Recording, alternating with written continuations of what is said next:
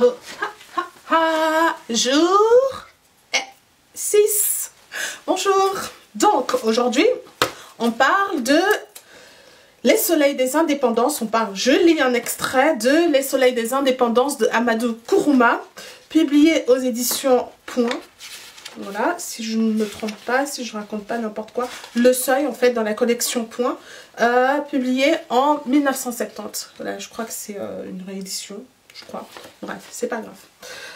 Donc, Les Soleils des Indépendances, Incipit, page 9. Il y avait une semaine, donc déjà le titre, le molosse et sa déhontée façon de s'asseoir. Il y avait une semaine qu'avait fini dans la capitale Koné Ibrahima, de race malinquée, où, disons-le en malinqué, il n'avait pas soutenu un petit rhume. Comme tout malinqué, quand la vie s'échappa de ses restes, son ombre se releva, graillonna, s'habilla et partit par le long chemin pour le lointain pays malinqué, natal pour y faire éclater la funeste nouvelle des obsèques.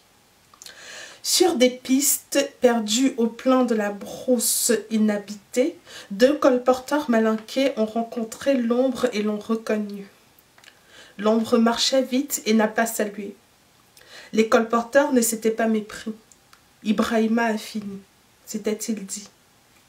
Au village de Natal, l'ombre a déplacé et arrangé ses biens. De derrière la case, on a entendu les cantines du défunt claquer, ses calebasses se frotter. Même ses bêtes s'agitaient et bêlaient bizarrement. Personne ne s'était mépris. Ibrahima Koné a fini, c'était son ombre.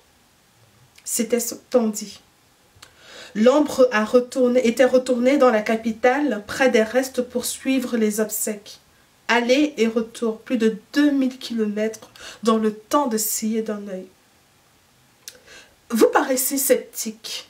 Eh bien, moi, je vous le jure et j'ajoute, si le défunt était de caste forgeron, si l'on n'était pas dans l'ère des indépendances, les soleils des indépendances, disent les malinqués, je vous le jure, on n'aurait jamais osé l'inhumer dans une terre lointaine et étrangère. Un ancien de la caste forgeron serait descendu du pays avec une petite canne, il aurait tapé sur le corps avec la canne, l'ombre aurait réintégré les restes, le défunt se serait levé. On aurait remis la canne au défunt qui aurait emboîté le pas à l'ancien et ensemble ils auraient marché des jours et des nuits. Mais attention, sans que le défunt revive, la vie est au pouvoir d'Allah seul.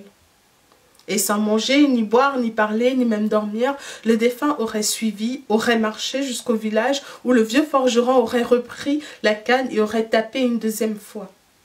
Restes et ombres se seraient à nouveau séparés et c'eût été au village natal même qu'auraient été entreprises les multiples obsèques trop compliquées d'un malinqué de caste forgeron. Donc, c'est possible. D'ailleurs, sûr que l'ombre a bien marché jusqu'au village natal.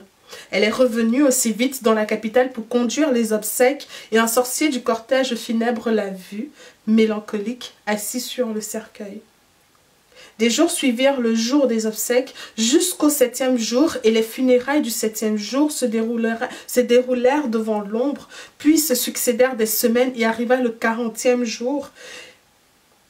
Et les funérailles du 40e jour ont été fêtées au pied de l'ombre accroupie, toujours invisible pour le malinqué commun.